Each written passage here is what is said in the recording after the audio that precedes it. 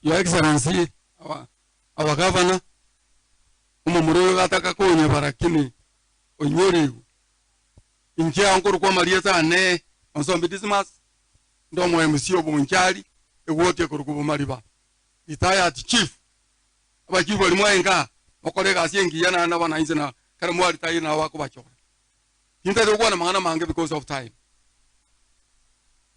tigato tu aromorembe usikorari omonto nse akwe nyekiagera utagitoburai Nyasaye na wanjiro burai buya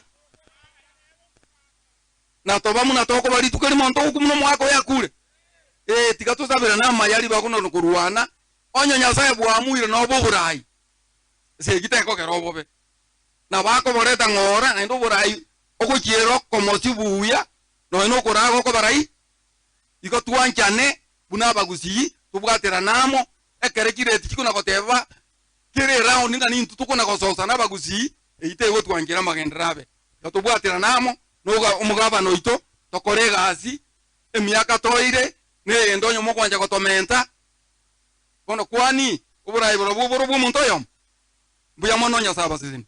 Thank you. Asante.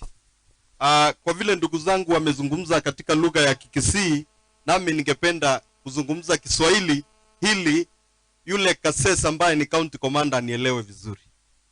Sawa? Vile mnajua mimi naitwa Muracha kutoka kule Basi Central. Bwana Kasses ambaye ni county commander na serikali kuu ya hii nchi yetu ya Kenya.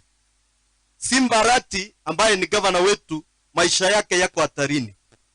Na sababu serikali kuu imekataa kuchukua hatua yoyote, sisi kama wananchi watukufu wa hii nchi yetu tumeamua kila mahali anaenda tutaenda pale kumulinda.